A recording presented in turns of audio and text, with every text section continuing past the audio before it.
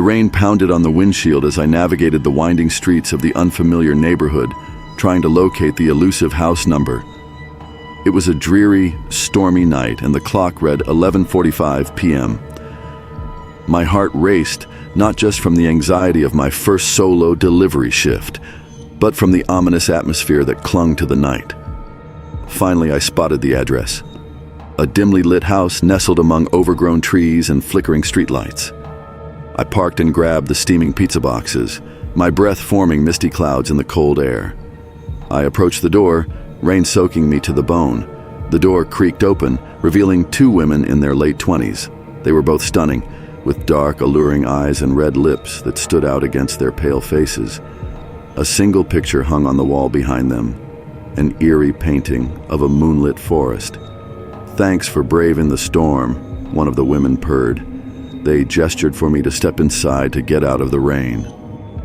My gut screamed at me to leave, but I ignored it, entering with a polite smile. The warmth inside was inviting, but something about the situation didn't sit right. They invited me to sit at a table. The room smelled of fragrant candles, but the air felt heavy, thick with an unspoken menace. They began flirting with me, their voices low and sultry. Panic set in as I realized their intentions were far from innocent. My mind raced as I searched for an escape plan. That's when I noticed the strange painting behind them. It seemed to ripple like water, its branches reaching out for me. My instincts kicked in, and I lunged for the door, ignoring their protests. Rain-soaked and terrified, I fled back to my car, peeling away from that cursed house. But as I sped away, I glanced in my rearview mirror and saw the two women standing at the edge of their porch, their eyes glowing with an eerie light. The forest in the painting behind them had come to life, dark tendrils stretching toward me. My heart hammered as I raced back to the pizzeria, my hands trembling on the steering wheel. I recounted the horrifying encounter to my boss, who turned pale and told me a chilling tale of two women who had vanished in that house years ago. I never delivered pizza again after that night.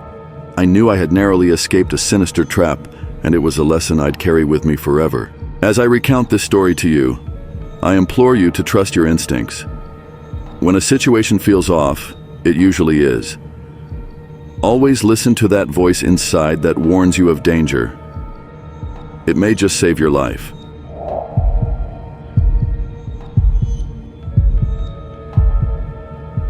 The night was cold, and I was out delivering pizzas, driving down a desolate street, my headlights cutting through the inky darkness.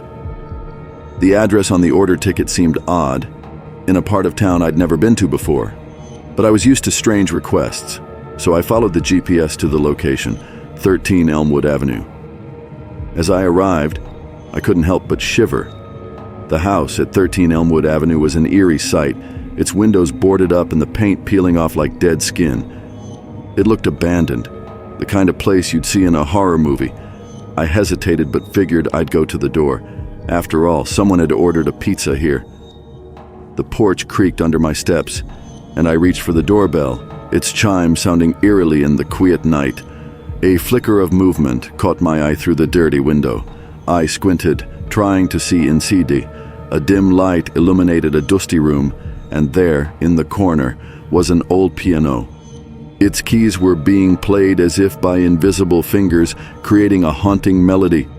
My heart pounded in my chest as I knocked on the door. No answer. I knocked again, louder this time, but still, silence. I had an uneasy feeling in the pit of my stomach, and I couldn't shake the sensation that something was very wrong.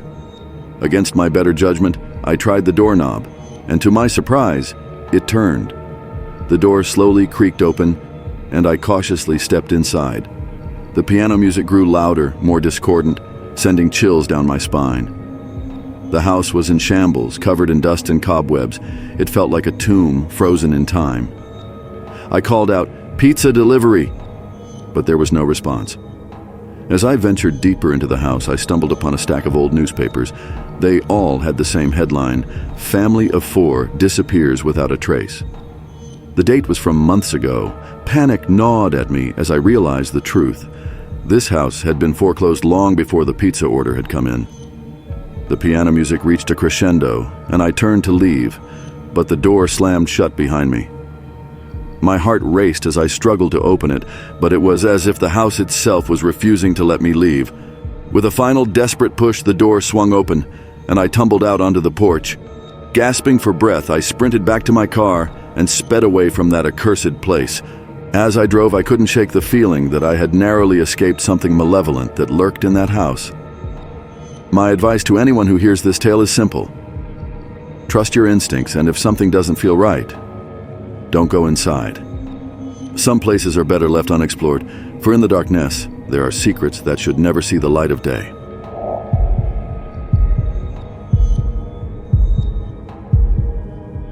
I remember that fateful night like it was yesterday.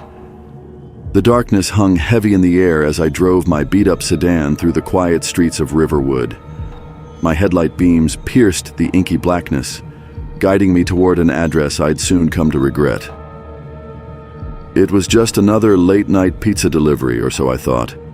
As I approached the ominous house at the end of an alley, I couldn't shake the feeling that something was amiss. The neighborhood had an eerie silence about it, and the dimly lit street lamps cast long, unsettling shadows. I parked the car, clutching the pizza boxes, and making my way up the cracked path to the front door. A chilling breeze rustled the trees, and the house itself seemed to whisper secrets I didn't want to hear. I knocked 3 times, each rap echoing in the silence. The door creaked open, revealing 3 men in hoodies, their faces obscured by darkness. My heart pounded in my chest as the leader stepped forward, and I caught a glint of metal in his hand. "Give us everything you've got, or you won't live to see another night," he hissed, and I could see the cold, merciless eyes behind the mask. My trembling hands reluctantly surrendered my wallet and phone, fearing the worst for my family.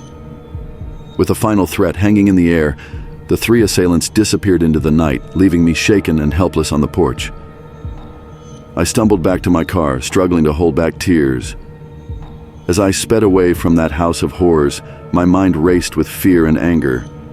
Desperation led me to call my father, a retired police officer. He pulled every string he had, activating the connections he'd made throughout his career. The authorities tracked down the criminals and apprehended them.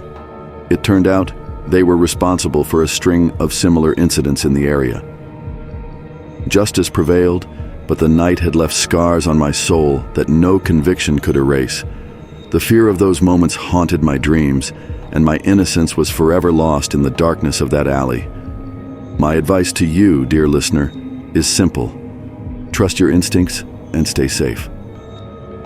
Be cautious when delivering to unfamiliar places, and never underestimate the dangers that can lurk in the shadows. In the darkest of hours, remember that courage, resilience, and the help of those who care about you can light the way out of even the most terrifying nightmares.